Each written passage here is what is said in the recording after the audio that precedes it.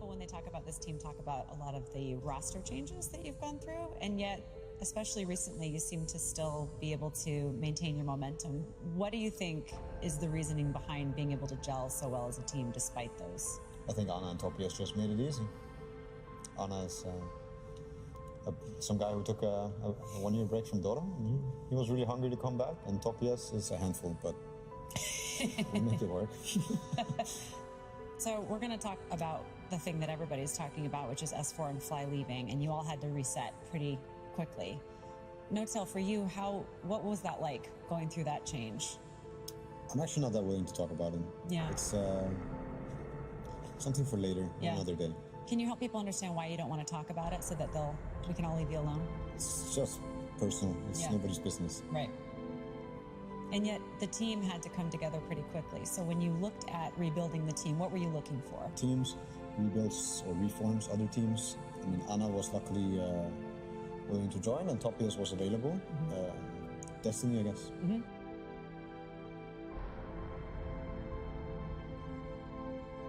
It's for sure a good thing, yeah.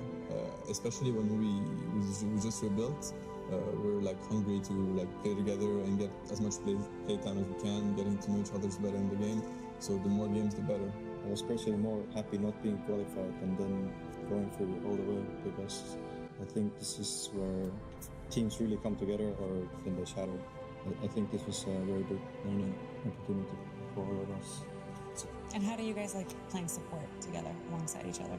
Playing support together is kind of an old team, I would say, and it used to be like 2 people being really close to each other, but now it's like it's more about me and him and this and this guy, and we are the combo. Yeah. And this guy has been supporting. Like, when did you support back then? So I switched to Dota and played for Fnatic and then C9, so I had like 3 years before in Dota playing, clicking the ward button. Yeah, you're really good at that. I mean, you didn't forget that. Clicking it a lot, man. It was like the slot machine. There's a sentry button now. Yeah, there's a sentry button. It's the same button, but a lot easier. I just click them both all the time. And for you, what is your experience like playing versus coaching? Coaching became less exciting after a while, but at first I remember like it was super exciting, and it was a great journey. Now I get the same feeling now playing that I got when I started coaching. Yeah, so I mean, it's been great.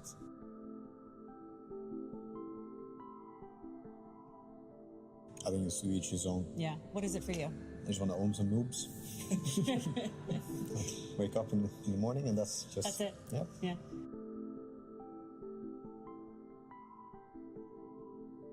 Go into these tournaments, like you sit down in front of the computer, and now it's just like any other game. Yeah. You might as well be sitting at home.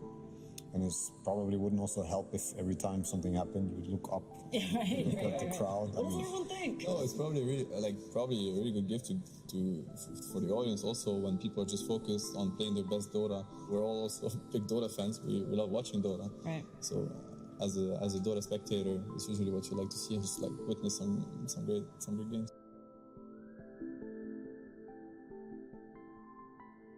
I can say it feels great for sure, but to be honest, personally, I don't know how the others feel, but I maybe enjoy it even more from the spectator point of view than from the player point of view.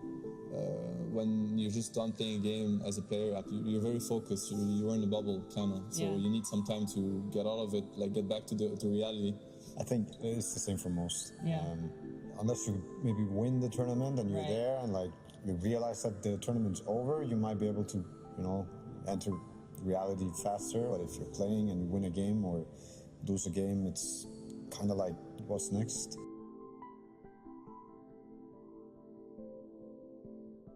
I'm trying to just gather all the Dota items. Like I got the Eagle Song, got the Reaver, Mystic Staff, Aegis. I remember with Branch, I'll surely get one day. Okay.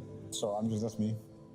I think most of us here, probably all of us, is just here to play Dota. And competition is what we are here for, and like where else can we play the best teams? Yeah. If you win it, then you probably beat all the best teams.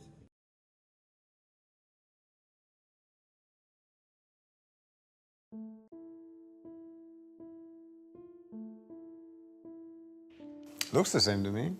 Yeah. Maybe there's a few changes on the back. I hope there better be. It's missing also a couple of people around it. Last time I saw it, it was like... Oh yeah. Yeah.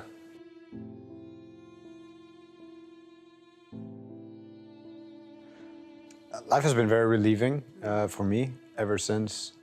There's been that one thing that was there for a very long time that was no longer there in a way. Like an underlying kind of pressure or question whether or not you're competent or you have the ability to do what you set yourself to do. You dream about it, you wake up, you work towards that, you know, it's like your life is about that. Once you actually do it, it becomes harder to go for it because it's not as obvious. You have to, it has to come within yourself. Like you have to kind of craft it. You know, this fire, this motivation, and you know the people that are gonna go up against you, right? You know how bloodthirsty they are. Like nothing's gonna stop them. Nothing is stopping them. If you're on the way, well, you better get out of the way before it's too late.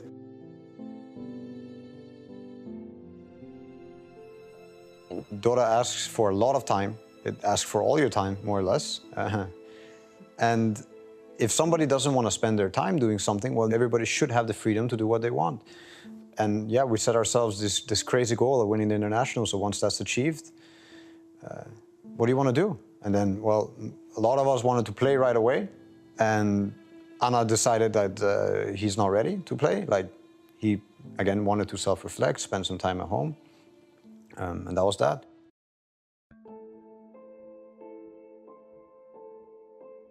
There's so many things about this TI that are different from last year's. It's a new audience, we're a different team probably. I mean, we grew. We're gonna play against 17 different teams that are very good at the game. The Chinese audience I've always admired how the fervor, like they're gonna root for the teams that they're gonna decide to root for, and it's most likely gonna be the Chinese teams. And they're one of the very few audience that also roots against the teams that are trying to defeat their favorites. And it's rough, sometimes it gets rough. I remember my first tournaments in China, sometimes it was overwhelming. It was getting to me. I was like, wow, but they're actually chanting against me or they're booing me, or it has happened. Not always, but it happens. It's part of it, it's competition, right? I mean, let's say we had a tournament in France and this would happen, I would be like, yeah, they're cheering up, you know, cheering me up. TI in France, yeah, that's not gonna happen. I need to get over that.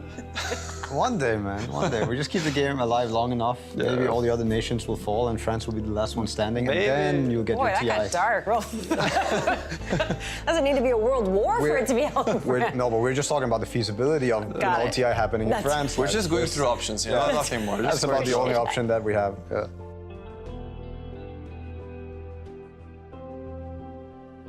Remember why you sat down to play for the first time and why you keep sitting down to play. I mean, maybe you forget along the way. I have forgotten along the way, but it's a game that I truly love, and I'm sure that I'm not the only one. There's so many players.